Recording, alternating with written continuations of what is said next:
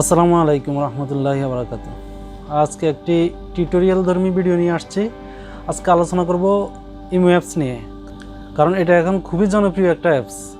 এটা পৃথিবীর অনেক মানুষই ইউজ করে থাকে, কিন্তু এটার কিছু সমস্যা আছে। সেটা হচ্ছে এটার প্রাইভেসি সিস্টেমটা একটু দুর্বল। অর্থাৎ যে কেউ আপনার মোবাইলটা হাতে নিয়ে সে ইচ্ছা করলে তার মোবাইলে আপনার ইমোটা খুলে নিতে পারবে। আপনি যেটা চালাচ্ছেন সেটা সে তার মোবাইলেও খুলে নিতে পারবে খুব সহজে। জাস্ট আপনার সিমে আসা একটা কোড নাম্বার সে জানতে পারলেই আপনার ইমোটা সে সহজে তার মোবাইলে ওপেন করতে পারবে, চালাইতে পারবে। আপনি কি চ্যাটিং করেন না করেন, কার সাথে কল দেন না দেন, এসব কিছু জানতে পারবে।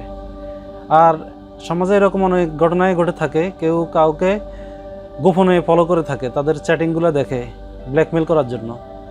সো আজকে দেখাবো আপনি কিভাবে আপনার মোবাইলের ইমো অ্যাপসটা দেখে বুঝতে পারবেন আপনার এই ইমোটা অন্য কোথাও, অন্য কারো মোবাইলে ওপেন আছে কিনা। আপনি আপনার এই ইমো অ্যাকাউন্টে ঢুকে বুঝতে পারবেন আপনার এই ইমোটা অন্য কোনো ডিভাইসে ওপেন আছে কিনা। সো চলেন আজকে সেই জিনিসটাই দেখাচ্ছি। তো প্রথমে এই যে প্লাস চিহ্নটা আছে এখানে যাবেন, যাওয়ার পরে মোরে ক্লিক করবেন। এরপরে সেটিংসে যাবেন। সেটিংসে যাওয়ার পরে প্রথমে যেটা আছে ইমো অ্যাকাউন্ট সেটিং, সেখানে যাবেন। এরপর দেখবেন এখানে উপর থেকে ৪র্থ নম্বর লেখা আছে ম্যানেজ ডিভাইস, এখানে ক্লিক করবেন।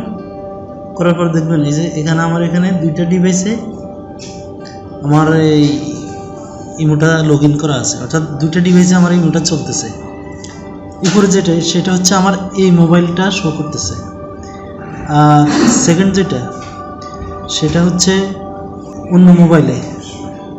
নিচে যেটা সেটা ডিলিট করে দেব, কারণ সেটা অন্য কেউ চালাচ্ছে। তো সেটা ডিলিট করতে হলে কী করতে হবে, সেটার উপর ক্লিক করতে হবে।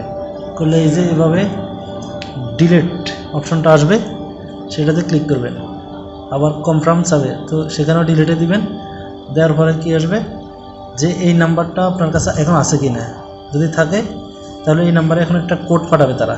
কোডটা পাঠাইলে ওই কোডটা দিলে আপনার অ্যাকাউন্টটা ডিলিট হয়ে যাবে। যেমন কি এই যে কোডটা আসতেছে,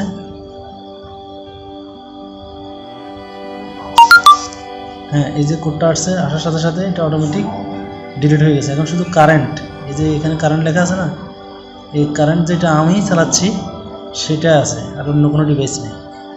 এখন আপনার ইমো অ্যাকাউন্টটা সেভ। তো আশা করি সবাই বুঝতে পারছেন। এভাবে নিজের অ্যাকাউন্টটা প্রতিদিন চেক করবেন, কেউ আপনার অজান্তে আপনার অ্যাকাউন্টটা চালাচ্ছে কিনা।